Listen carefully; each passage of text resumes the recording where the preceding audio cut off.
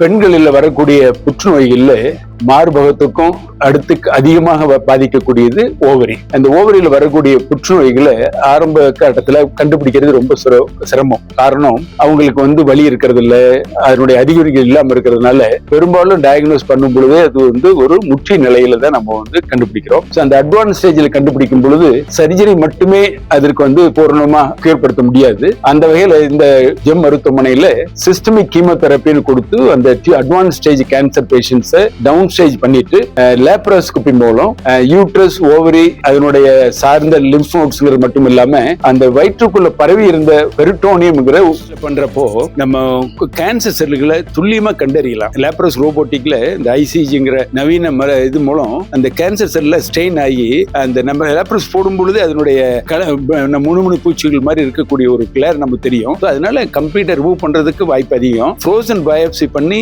Tissues எந்த அளவுக்கு இருக்குங்கிறது தெரிஞ்சுக்கலாம். அதனால அதற்கேற்ப நம்ம சர்ஜரி பண்ணும் பொழுதே முழுமையாக பண்ணக்கூடிய வாய்ப்பு இருக்கு. அதனால இதுல 10 15 பங்கு அந்த கேமராவில் பெருசுபடுத்தி காமிக்கும். அதனால துல்லியமாக நம்ம ரத்த சேதம் இல்லாம ஆபரேஷன் பண்றதுக்கு இது ஒரு பெரிய வரப்பிரசாதம். அந்த வகையில இந்தியாவில் முதல் முறையாக இந்த 5 நபர்களுக்கு பண்ணிருக்கோம். 5 பேஷண்ட்டுமே 5-6 நாட்டுல டிஸ்சார்ஜ் ஆகி நல்ல முறையில இருக்காங்க.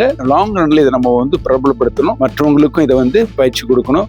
ஓப்பன்ல எல்லா கேன்சர்லயுமே இருந்த சக்சஸ் ரேட்டோட லேப்ரோஸ் ரோபோட்டிக்ல பல மடங்கு நல்ல முறையில சக்சஸ் வந்த மாதிரி தான் இதுலயுமே ஓவரி கேன்சர்லயும் அப்படிதான். பெண்களுக்கு இதனுடைய பக்க விளைவுகளால பாதிப்பு அதிகமா இருந்தது. ஆனா இந்த லேப்ரோஸ்கோபி ரோபோட்டிக்ல பண்ண பிறகு அவங்களுக்கு ரெக்கவரி டைம் ரொம்ப கம்மி. அதனால அவங்களுக்கு திரும்ப வரக்கூடிய வாய்ப்பும் ரொம்ப குறைவு. அந்த வகையில அந்த வயிற்றுல நீர் மூச்சு விட முடியாம கஷ்டப்படுறது, சாப்பிட முடியாம கஷ்டப்படுறது, அந்த நிலைமையில மாறி நார்மலான லைஃப், அதாவது குவாலிட்டி ஆஃப் லைஃப் பெட்டர்னு சொல்லுவோம்ல, அது மாதிரி அவங்க நார்மல் அன்றாட வாழ்க்கையில கடைபிடிக்கிறதுக்கு இந்த டெக்னிக் மிகவும் பயனுள்ளதாக கருது.